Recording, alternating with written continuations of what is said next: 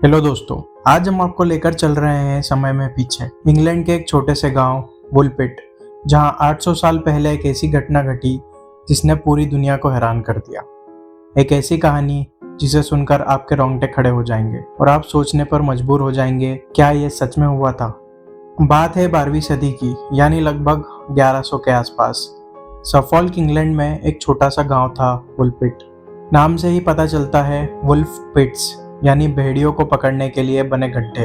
लोग अपनी रोजमर्रा की जिंदगी जीते थे, जब तक एक दिन कुछ ऐसा नहीं हुआ जो किसी ने सपने में भी नहीं सोचा था। एक गर्मी का दिन था और गांव के किसान अपने खेतों में काम कर रहे थे। अचानक उन्होंने दो अनजान चीजों को देखा जो एक वुल्फ पिट से निकल कर आ रहे थे। और जब उन्होंने ठीक से देखा तो सब हैरान रह गए। वहां दो छोटे बच्चे थे, एक लड़का और एक लड़की।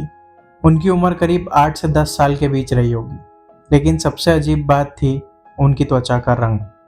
वो पूरे हरे थे और उनके कपड़े भी ऐसे थे जो उस गांव में रहने वाले किसी भी इंसान ने कभी पहले देखे नहीं थे, और वो किसी अनजान मटेरियल से भी बने हुए थे।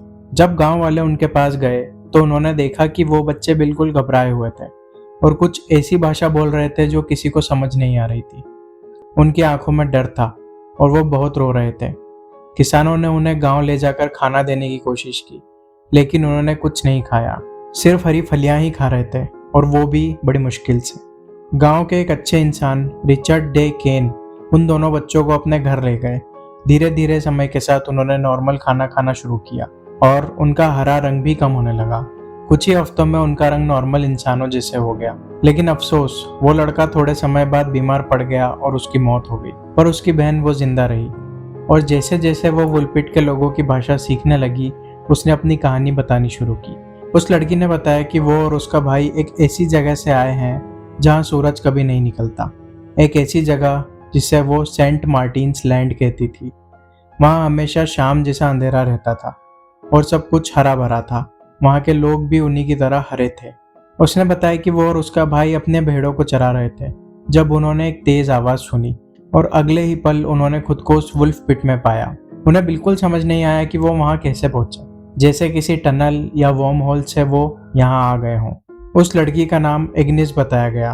वो वुलपिट में ही रही, शादी की और अपनी जिंदगी गुजारी। अब सवाल ये है, वुलपिट के ये हरे बच्चे कौन थे? क्या वो किसी और दुनिया से आए थे या इसके पीछे कोई साइंटिफिक एक्सप्लेनेशन था? चलिए देखते हैं इस केस से जुड़ी थ्योरीज। पहली थ्योरी, जिसमें कुछ लोग मानते हैं कि वो बच्चे किसी और ग्रह से आए थे। उनकी ग्रीन स्किन और अनजान भाषा इस बात की तरफ इशारा करती है कि वो इंसानी नहीं थे। उन्होंने गलती से पृथ्वी पर लैंड कर लिया या टेलीपोर्ट हो गए। दूसरी थ्योरी है कि वो बच्चे जमीन के अंदर किसी दुनिया से आए थे, जैसे कि लड़की ने बताया, सेंट मार्टिन्स लैंड, जहां हमेशा अंधेरा रहता है। इस थ्योरी के मुताबिक उनकी ग्रीन स्किन का मतलब हो सकता है कि शायद उनके शरीर में लाइट की कमी हो, जिसकी वजह से वो क्लोरोसिस जैसा कुछ करते हो।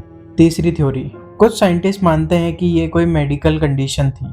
आयरन की कमी या एनीमिया की वजह से त्वचा का रंग हरा हो सकता है, जिसे क्लोरोसिस कहते हैं, और वो सिर्फ हरी फलियां इसलिए खा रहे थे क्योंकि वो भूखे थे और वही वहां पे मिल रहा था।